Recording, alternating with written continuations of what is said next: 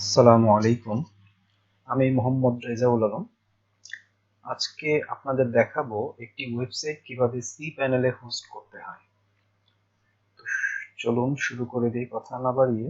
আমরা যে সাইটটি হোস্ট করতে যাচ্ছি তা এই ফোল্ডারের ভিতরে আছে। এই হচ্ছে file folder, file, HTML file. আসুন দেখে নেই সাইটটা কিরকম দেখাবে। আমাদের ওয়েবসাইটটি হচ্ছে লাইভে হোস্ট করলে এরকম দেখাবে। আর আমরা যে ডোমেইনে এটা হোস্ট করতে চাচ্ছি তা হচ্ছে I am sorry I am Reza sorry আমার কিবোর্ডটা কাজ করছে না, তাই আমি একটু অন স্ক্রিন কিবোর্ডের হেল্প নিচ্ছি। ডট xyz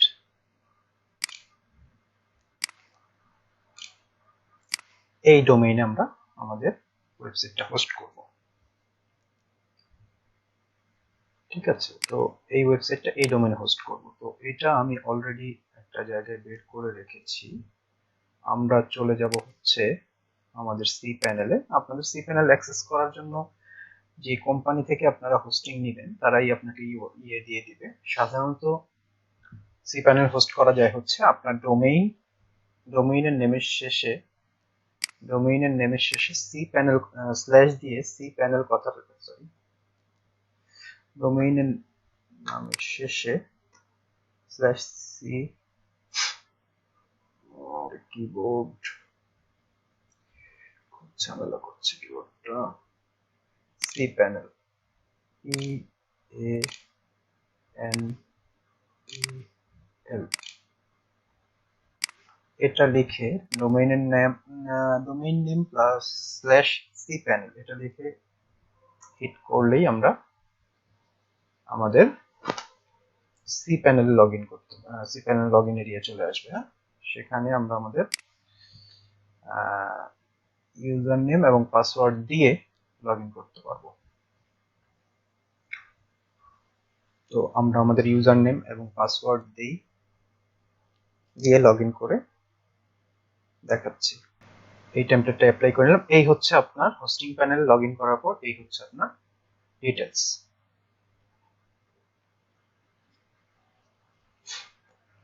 প্রথমে এইখান থেকে আপনি ফাইল হোস্ট করার জন্য ফাইল ম্যানেজারে যাবেন।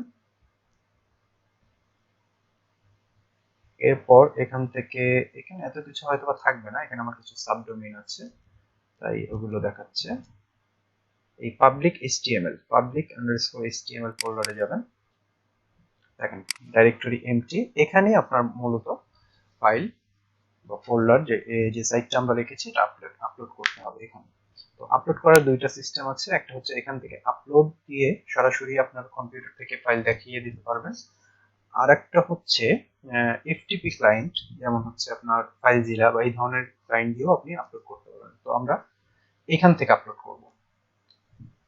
তার আগে আমাদের সাইটটা আপলোড করতে সুবিধার জন্য আমরা যেটা করব এটাকে জিপ করে নেব বা কম্প্রেস করে নেব, তাহলে যেন আপলোড করতে সুবিধা হয়। একটা একটা না করে সম্পূর্ণটা আমরা একসাথে আপলোড করে নিব।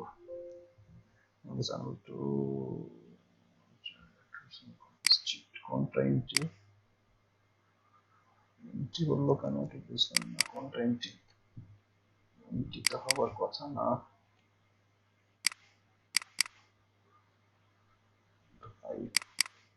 আজকে এটা এন্ট্রি না, এটা আসলে দরকার নাই, আমাদের ডিলিট করে দিই। আচ্ছা এটা সহজই। আচ্ছা যাক, সমস্যা নেই। আমরা এই ফাইলটা মূলত আমরা এই জিপটাকে আপলোড করবো। হ্যাঁ, এটার মধ্যে আমাদের ওয়েবসাইট আছে। তো এখান থেকে আপলোডে ক্লিক করলাম।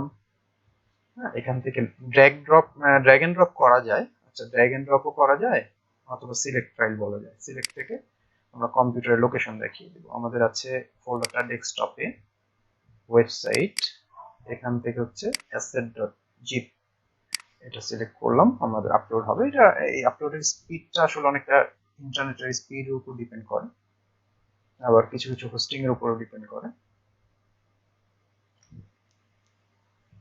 দেখি আপলোড হয়ে যাচ্ছে অল্প সময়ের মধ্যে। আমাদের ফাইল এটা আসলে স্ট্যাটিক সাইট, ডাটাবেজ নেই, তাই আমরা খুব একটা সময় লাগবে না আমাদের এটা কাজ করতে। এখানে এসে আমরা যেটা করব,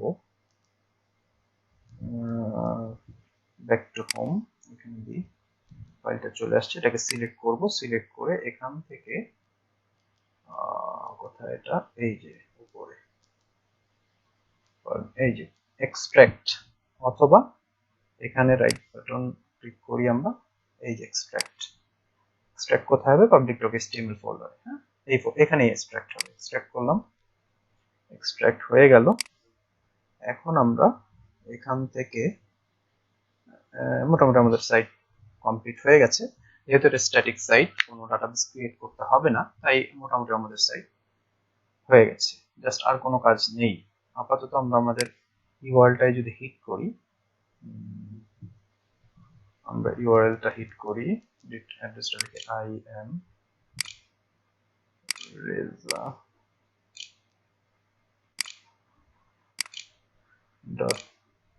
.xyz হিট করি আমরা, তাহলে আমরা আমাদের ওয়েবসাইটটি দেখতে পাবো। এই আমাদের ওয়েবসাইট অনলাইনে চলে আসলো, লাইভে চলে আসলো। যে কেউ আমাদের ডোমেইনের অ্যাড্রেস দিয়ে দিলে যে কেউ আমাদের ওয়েবসাইটটি ভিজিট করতে পারবে, অ্যাক্সেস করতে পারবে। আশা করি এই টিউটোরিয়ালটি আপনাদের উপকারে আসবে। যারা cPanel কিভাবে হোস্ট করতে হয় জানেন না, তারা এটার মাধ্যমে জানতে পারলেন। আগামীতে আরো কোনো ভিডিও নিয়ে হাজির হব ইনশাআল্লাহ। সেই পর্যন্ত সুস্থ থাকুন, ভালো থাকুন। আর হ্যাঁ, যাওয়ার আগে বলছি, এই আমার এই ফেসবুক পেজটি দয়া করে লাইক দেন, শেয়ার করেন। যারা লাইক দেননি তারা লাইক দেন, ফলো করেন। আর টিউটোরিয়ালটা যদি সত্যি আপনার কোনো উপকার হয় টিউটোরিয়ালে, তাহলে অবশ্যই শেয়ার করবেন বন্ধুদের মাঝে। ধন্যবাদ, সালামু আলাইকুম।